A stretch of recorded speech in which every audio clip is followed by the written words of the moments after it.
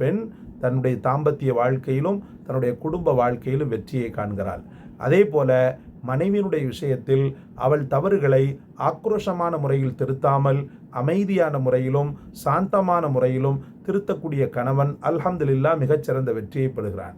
சில விஷயங்களில் கொஞ்சம் ஆத்திரப்படுவதில் தவறில்லை. தொழுகையை விடக்கூடிய விஷயத்தில் ஆத்திரப்படுவதில் அல்லாஹ் பரக்கத்தை வைத்திருக்கிறான்.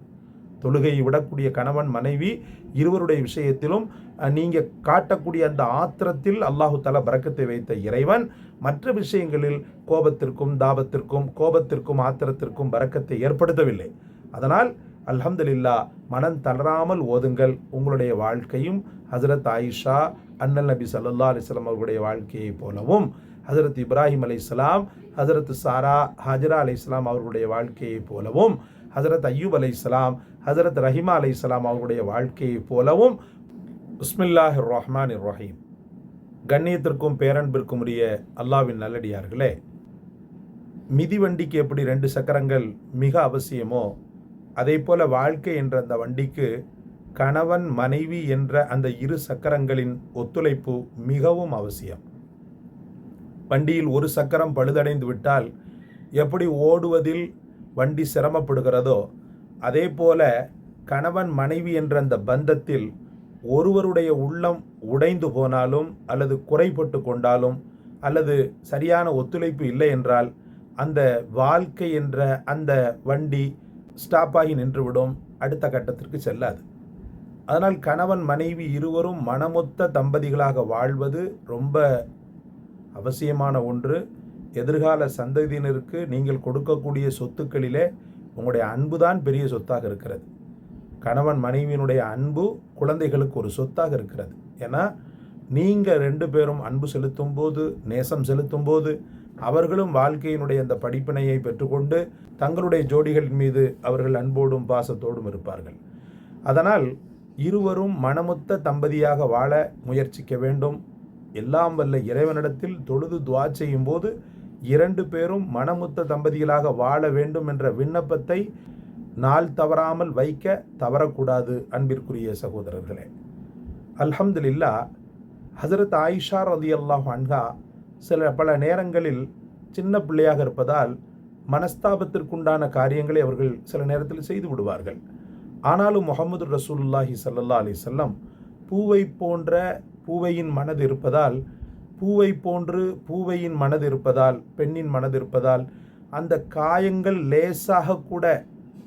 லேசாக கூட காயங்கள் ஏற்படாத வண்ணம் முஹம்மது ரசூலுல்லாஹி ஸல்லல்லாஹு அலைஹி வஸல்லம் பொத்தி பாதுகாத்தார்கள்.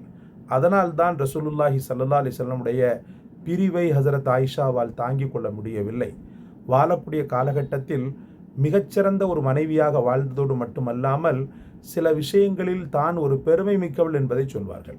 கடைசி கட்டத்தில் ரசூலுல்லாஹி ஸல்லல்லாஹு அலைஹி வஸல்லமுடைய செயலாக்கங்கள் ஒவ்வொன்றும் பலகீனமடைந்து சாதாரணமாக செய்யக்கூடிய சில விஷயங்களை கூட செய்ய முடியாத ஒரு சூழல் வரும்போது, குறிப்பாக மிஸ்வாக்கு செய்வதை கூட செய்ய முடியாத ஒரு சூழ்நிலை வரும்போது ஹஜரத் ஆயிஷா ரலியல்லாஹு அன்ஹா அப்துர் ரஹ்மான் என்ற தன்னுடைய சகோதரி மகனிடத்திலிருந்து வாங்கி அந்த மிஸ்வாக்கை மெண்டு பெருமானார் ஸல்லல்லாஹு அலைஹி வஸல்லம் அவர்களுக்கு பல் தீட்டி விடுவார்கள். அந்த வகையில் ஹஜரத் ஆயிஷா சொல்வார், கடைசி நேரத்தில் பெருமானார் ஸல்லல்லாஹு அலைஹி வஸல்லம் அல்லாஹ்வை சந்திக்கின்ற நேரத்தில் என்னுடைய எச்சில் அவர்களுடைய எச்சிலோடு கலந்திருந்தது, அதை நான் பெருமையாக சொல்வேன் என்று ஹஜரத் ஆயிஷா ரலியல்லாஹு அன்ஹா அவர்கள் சொல்வார்கள். இன்னும் ஒருபடி மேலே பெருமானார் ஸல்லல்லாஹு அலைஹி வஸல்லம் வஃபாத்தாகும் போது ஹஜரத் ஆயிஷா ரலியல்லாஹு அன்ஹா அன்னாருடைய நெஞ்சில் படுத்த நிலையில் தான் வஃபாத்தானார்கள் என்பது வரலாறு. அப்போது கணவன் மனைவி என்ற அந்த பந்தம் இருவருக்கு மத்தியில் இழையுடக்கூடிய அன்பு அல்லாஹ்வினால் மிகப்பெரிய அளவுக்குள்ள நியாமத்தாக ரஹமத்தாக தரப்படுகிறது சகோதரர்களே. அந்த ரஹமத்தையும் பரக்கத்தையும் தம்பதியர்களுக்கு மத்தியிலே அதிகப்படுத்தவான் வேண்டி அல்லாஹ்வினால் சொல்லப்பட்ட சூரா யூசுஃபினுடைய ஒரே ஒரு வசனத்தை, அதாவது ஒரே ஒரு வாசகத்தை தான் இப்போதுள்ள வசீஃபாவாக நாம் பார்க்க போகிறோம். அல்லாஹ் ரப்புல் ஆலமீன் யூசுப் அலைஹிஸ்ஸலாம் அவர்கள் மீது பிரியம் கொண்ட அந்த அரசியினுடைய சூழலை சொல்லக்கூடிய இந்த வசனத்தை சில உலமாக்கள் நமக்கான வசீஃபாவாக, அதாவது கணவன் மனைவி இருவருக்கு மத்தியில் இழையுடக்கூடிய அன்பு உறுதிப்படவும் அது மேம்படவும் அது நிலைத்திருக்கவும் ஒரு வசீஃபாவாக அவர்கள் சொல்கிறார்கள். என்ன வசனம்? கது ஷகஃபஹா ஹுப்பா. அவ்வளோதான். கது ஷகஃபஹா ஹுப்பா. கது ஷகஃபஹா ஹுப்பா. கது ஷகஃபஹா ஹுப்பா. அவர் மீதுள்ள அவருடைய பிரியம் அவளை மயக்கிவிட்டது.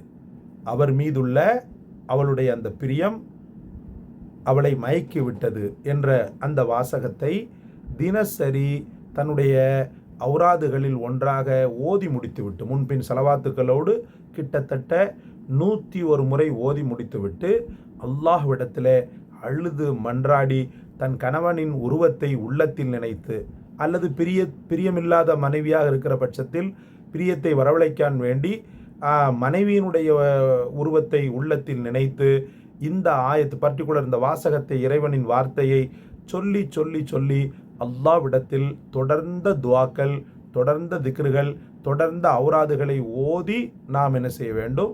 அல்ஹம்துலில்லாஹ் துஆ செய்ய வேண்டும். கணவன் மனைவிக்கு மத்தியில் பிரிவு என்பது ஏற்படவே ஏற்படாது. கணவன் மனைவிக்கு மத்தியில் ஏற்பட்ட அந்த பிரிதல் கூடிய விரைவில் சேர்தலாக மாறக்கூடிய அதிசயத்தை இந்த வசனத்தின் பர்டிகுலர் வாசகம் பெற்று தந்துவிடும் சகோதரர்களே, இன்ஷா அல்லாஹ். இப்படி ஒரு சூழலை நாம் என்ன செய்யணும்? அதிகமாக தவிர கணவனுக்கு விட்டு கொடுத்து நடக்கக்கூடிய மனைவியின் மீது தான் ரொம்ப அதீத அன்பு இருக்கும். கணவனுடைய தவறுகளை பெரிதுபடுத்தாமல் அதை அல்ஹம்துலில்லாஹ் பொறுமையான முறையில், இங்கிதமான முறையில் அவனுக்கு எடுத்து சொல்லி அவனுக்கு புரிய வைத்து அற்புதமான முறையில் கொண்டு செல்லக்கூடிய பெண் தன்னுடைய தாம்பத்திய வாழ்க்கையிலும் தன்னுடைய குடும்ப வாழ்க்கையிலும் வெற்றியை காண்கிறாள். அதே போல மனைவியினுடைய விஷயத்தில் அவள் தவறுகளை ஆக்ரோஷமான முறையில் திருத்தாமல் அமைதியான முறையிலும் சாந்தமான முறையிலும் திருத்தக்கூடிய கணவன் அல்ஹம்துலில்லாஹ் மிகச்சிறந்த வெற்றியை பெறுகிறான். சில விஷயங்களில் கொஞ்சம் ஆத்திரப்படுவதில் தவறில்லை. தொழுகையை விடக்கூடிய விஷயத்தில் ஆத்திரப்படுவதில் அல்லாஹ் பரக்கத்தை வைத்திருக்கிறான். தொழுகையை விடக்கூடிய கணவன் மனைவி இருவருடைய விஷயத்திலும் நீங்கள் காட்டக்கூடிய அந்த ஆத்திரத்தில் அல்லாஹு தஆலா பரக்கத்தை வைத்த இறைவன் மற்ற விஷயங்களில் கோபத்திற்கும் தாபத்திற்கும், கோபத்திற்கும் ஆத்திரத்திற்கும் பரக்கத்தை ஏற்படுத்தவில்லை.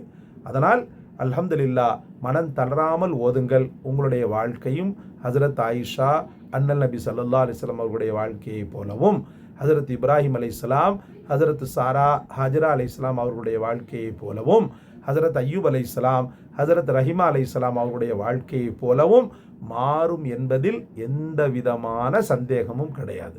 தொடர்ந்து செய்யுங்கள், வெற்றி பெறுங்கள், வாழ்க்கையில் விட்டு கொடுத்து நடங்கள். ஜெயமே, வாழ்க்கையில் இனி எல்லாம் ஜெயமே. இந்த காணொளி உங்களுக்கு பிடிச்சிருச்சுன்னு சொன்னால் லைக் செய்யுங்க, ஷேர் செய்யுங்க, சப்ஸ்கிரைப் செய்யுங்க.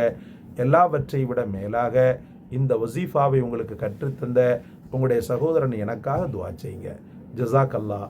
அஸ்ஸலாமு அலைக்கும் வரஹ்மத்துல்லாஹ்.